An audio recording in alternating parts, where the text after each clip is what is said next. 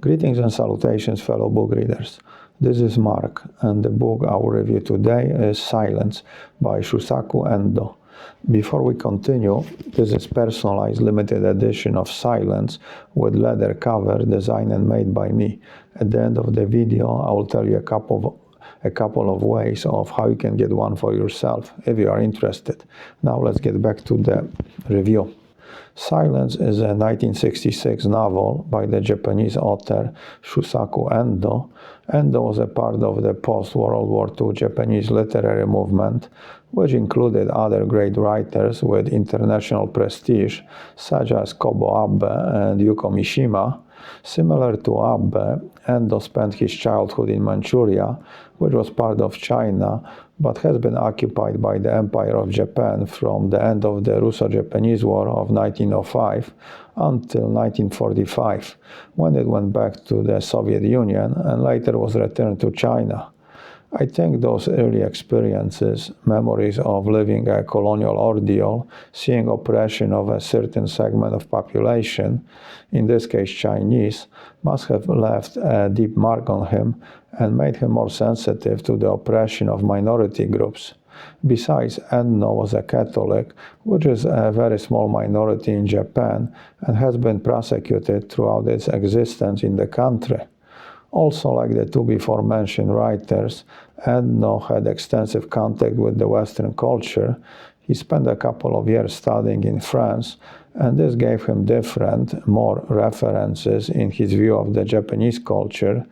It must have made him more objective in the analysis of his own country. What is Silence about? It questions the strength of faith when faced with extreme suffering, looking for reasons to keep believing when one is going through severe pain, which can be stopped by renouncing one's faith. It can be described as the struggle between logic and belief, and it is the ultimate test for one's faith, when it is not only you who pays for your beliefs, and because of it, your faith can become a sin. Sin, he reflected, is not what it is usually thought to be. It is not to steal and tell lies. Sin is for one man to walk brutally over the life of another and to be quite oblivious of the wounds he has left behind. A bit of the plot. The story takes place in Japan in the 17th century. The protagonist is a young Portuguese priest, Rodriguez, who with his friend Garp were sent to the country to investigate what happened to another priest, Ferreira. The suspicion is that he has renounced Christianity, committed apostasy. Everything has to be done in secret, since the Japanese authorities have banned Christianity in the country, and anybody caught practicing it is tortured and executed, unless he renounces his beliefs. On the way, they pick up a Japanese Christian, Kichijiro, who asks them to come along so he can return to Japan. Rodriguez agrees, but is suspicious of Kichijiro's honesty about his Christian beliefs. A ship quietly drops them off on the beach, and they hide inside a fishing village whose inhabitants secretly practice Christianity. The Japanese authorities suspect their presence and try to draw them out, and thus the game of cat and mouse begins. The priests try to avoid being captured by moving from one place to another, and during one of the moves they are separated. The Japanese set different traps, and eventually Rodriguez is caught, and his fate is put through the test. If Ferreira had apostatized, this was because, like himself, he had been well treated at first, and then, when he was weakened in body and spirit, quite suddenly this torture had been inflicted upon him. Otherwise, it was unthinkable that such a great man would so suddenly renounce his faith. Yes, what diabolical means they devised. Rodriguez has to make a life-changing decision, which not only affects himself, but also people he is supposed to protect. And that's the basic plot. What are my thoughts about Silence?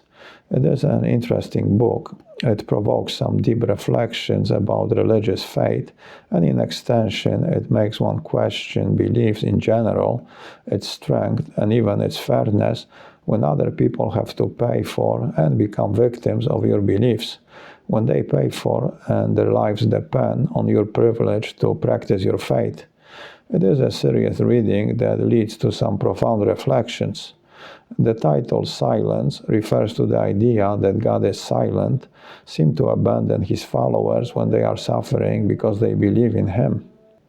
Lord, why are you silent? Why are you always silent? It is the question that distresses Rodriguez and makes him search for an answer, and the longer the silence lasts during suffering, the more doubts appear about the validity of his faith. I did pray, I kept on praying, but prayer did nothing to alleviate their suffering. And behind the depressing silence of the sea, the silence of God, the feeling that while men raise their voices in anguish, God remains with folded arms, silent. He starts to question the process and sacrifices needed to prove one's faith, but eventually the answer presents itself somewhat spontaneously, maybe created out of the need to preserve one's faith, because faith for some is the fundamental element of their identity. Lord, I resented your silence. I was not silent. I suffered beside you. So the fundamental question of the novel seems to be what is faith and what effect does it have on individual life and by extension on society. How much the suffering of others affects our faith? Can it be justified? Isn't it somewhat of a contradiction? Our personal belief and relationship with God, which is supposed to make us treat others better, thus make their lives easier, occasionally makes others suffer, even pay for our faith. So the implied question is, where is the line, if one exists, between privilege of religious expression and others' well-being?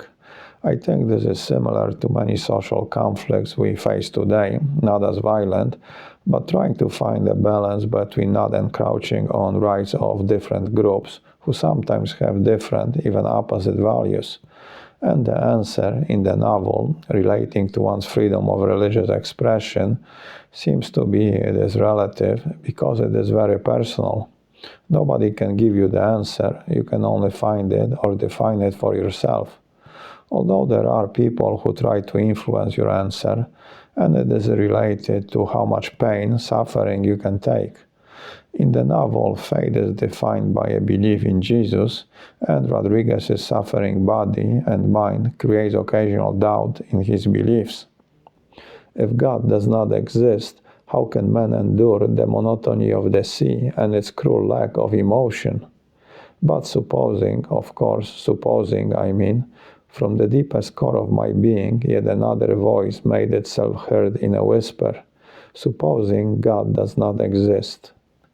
Good Christian would define this kind of doubts as being tempted by the devil.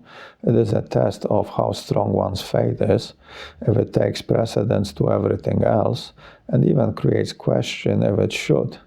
Further, the novel seems to question if the ritual is most important, or if one's faith becomes real only when one is able to separate one's inner faith from the outside influences, to see the ritual for what it is, a less important superficial expression.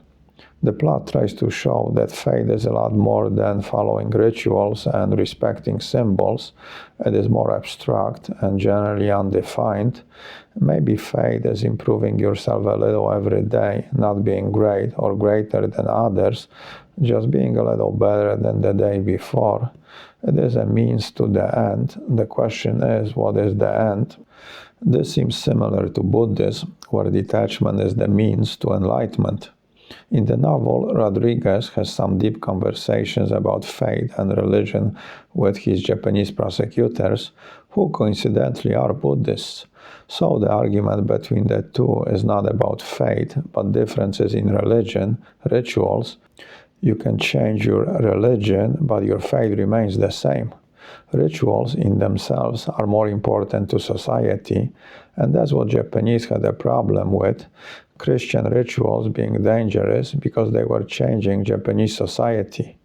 They were practical people and didn't care what you believed in as long as you didn't try to impose it on their subjects and create what they perceived as social chaos. Going back to suffering, it reinforces faith, but it also creates empathy. I don't think people who never suffered are capable of empathy. Suffering brings out who we are, how strong our faith is, but it also works the other way around. Faith is needed to ease suffering, make it more acceptable. He felt like shouting out, "Heaven is not the sort of place you think it is," but he restrained himself. These peasants had learned their catechism like children. They dreamed of a heaven in which there was no bitter taxation and no oppression. Who was he to put a cruel end to their happy dream? So going back to the argument about the differences between faith and rituals, traditions, we can say that Christian rules, traditions don't really define individual faith, but they can be helpful. And this leads to focusing too much on small items and losing the view of the larger picture. Rodriguez's dilemma seems to be created by focusing too much on his mission and forgetting the fundamentals of faith and religious beliefs, getting off the track of Christian values and getting lost in details of organized religion. So, through his experiences, suffering, Rodriguez is learning what faith is, and it seems not to be what he had been taught through traditional Catholic education. And the conversations with Ferreira, who Rodriguez was sent to investigate, make his doubts more clear. No, it is impossible. Rodriguez did not have enough missionary experience to refute Ferreira, but to accept the other's word was to lose everything for which he had come to this country. Maybe Christianity is not supposed to focus on Christ or even Christian God, but rather to be more about the power of faith, believing in something to guide your life. Ferreira plays a part of devil's advocate, giving very feasible counter-arguments to Rodriguez's beliefs, and Ferreira is much more experienced, which makes it difficult for Rodriguez to refute his arguments. And the best one is, Christ would apostatize for them. Also, it is interesting how the image of Christ changes for Rodriguez over time. It starts as the most beautiful face, but with increased suffering and doubts, the face becomes uglier. To make it easier for Rodriguez to perform his final sacrilegious act, it is the journey through the whole plot that leads Rodriguez to the singular point. The physical and, more importantly, psychological journey and the self-explanations that allowed for the act to be performed. And then the Christ in bronze speaks to the priest, "Trample, trample, I more than anyone know of the pain in your foot. Trample, it was to be trampled on by men that I was born into this world. It was to share men's pain that I carried my cross." And this act allowed Rodriguez to understand the meaning of faith and the difference between individuals' relation with God and religion. Going back to the portrayal of the relation between faith and suffering, a question can be asked if one is needed to prove the other. Rodriguez, just like the peasants, is able to tolerate a lot more pain because he believes in Christ, his existence. He remembers Christ suffered also, so suffering serves to bring believers closer to Christ psychologically. The more suffering, the closer one finds himself to God. Sometimes it even seems as Rodriguez is competing with Christ, thinking who suffered more. But he also wonders if he has the right to compare his suffering with Christ's, because the conditions in prison are not that harsh, and because of it he decides to refuse the extra food offered by the Japanese officials and prefers to sleep on the floor. So the struggle between Rodriguez and Japanese officials can be seen as a mirror of Christ being tempted by the devil in the desert. It shows Rodriguez's efforts to be Christ-like. He seems to see himself as one in the relation to the Japanese Christians. Sometimes he seems to be driven by his ego to be a perfect Christian, an example. So the whole experience seems a lesson to Rodriguez in what faith really is. Okay, I will continue with further reflections on silence in part 2. Until then, keep your ear close to the ground and read a book. Adios.